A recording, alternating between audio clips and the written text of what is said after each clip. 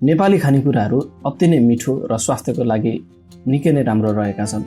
त्यो मध्येमा पनि केही रैथाने खानेकुराहरू छन् जो खानको लागि निकै नै राम्रो र धेरै पुरानो पहिलाको कुराहरू याद आउँछ।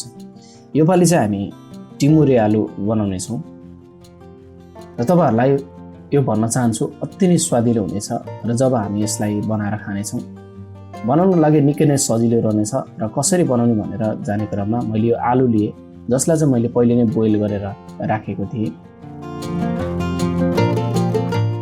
त्यसपछि मैले यसलाई काट्न खोजेँ। यसलाई ठुल्ठुलो खालको साइजमा लाम्चो गरेर काट्ने हो। सबै आलुलाई मैले लामो लामो गरेर काटेर राखिदिएँ र यतिको आलुहरूलाई मैले काटेर एक ठाउँमा राखेँ। अब मसला बनाउनको लागि एउटा प्यानमा थोरै तेल राख्ने र तेल मजाले तातिनलाई छोड्ने। तेल तातिएको छ र यसरी फिजाउने र सुकेको खुर्सानी राखिसकेपछि तेलको तापक्रमलाई पुरै कम गरिदिने र यसरी हल्का चलाएर यसमा प्याजलाई राख्ने जो मैले मसिनो काटेँ।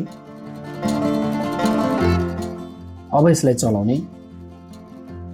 अदुवा र लसुनको पेस्ट, थोरै बेसार, खुर्सानीको धुलो र जिराको धुलो सबै सामग्रीहरूलाई राखेपछि हल्का चलाउने र ग्यासको फ्लेम हाम्रो निकै कम हुनुपर्छ।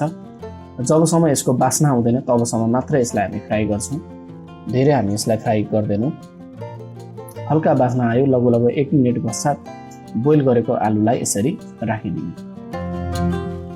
अब हल्का मात्रामा चलाउने ताकि यो बोइल गरेको हुनाले यो भाँचिन पनि सक्छ, नभाँचियोस् भनेर हल्का मात्रामा चलाउँदै यसरी तयार गर्ने। सबैतिर हाम्रो मसलाहरू लाग्न थालेको छ।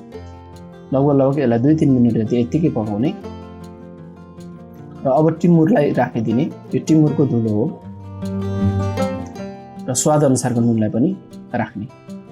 अब यसलाई पनि हल्का चलाउनु पर्छ। सबैतिर यसरी राम्ररी चलाइसकेपछि लगभग हाम्रो टिमुरे आलु तयार हुन थालेको छ। अब माथिबाट धनियाको पातलाई अलिकति राखिदिने। यो धनियाको पात चाहिँ काँडे धनिया थियो, त्यही भएर ठुल्ठुलो खालको छ र हल्का चलाइसकेपछि लगभग हाम्रो टिमुरे आलु चाहिँ तयार हुन थालि पनि सक्यो।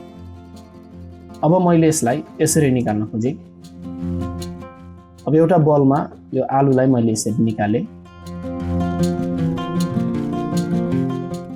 सबै यसरी एक ठाउँमा एरेन्ज भइसकेपछि अलिकति त्यही खुर्सानी, टिमुरको धुलोलाई र धनियाको पातलाई हल्का छरिदिए र यसरी चाहिँ अब हाम्रो टिमुरे आलु तयार भएर खानको लागि तयार भइसकेको छ। अति नै स्वादिलो बनेको र बनाउनको लागि छिट्टो पनि हुने, चाँडै हुने यो नेपाली मिठो टिमुरे आलुको रेसिपी तपाईँहरूलाई मन परेको छ भने भिडियोलाई लाइक गर्नुहोस्। च्यानललाई सब्सक्राइब गर्नु भएको छैन भने सब्सक्राइब गरेर सपोर्ट गर्न पक्कै नभुल्नुहोला। फेरि मिल्नेछौँ अर्को नयाँ रेसिपीमा योभन्दा पनि अझै मिठो रेसिपीको साथमा। तबसम्मको लागि टिमुरे आलु बनाएर खाँदै गर्नुहोला अनि नमस्ते।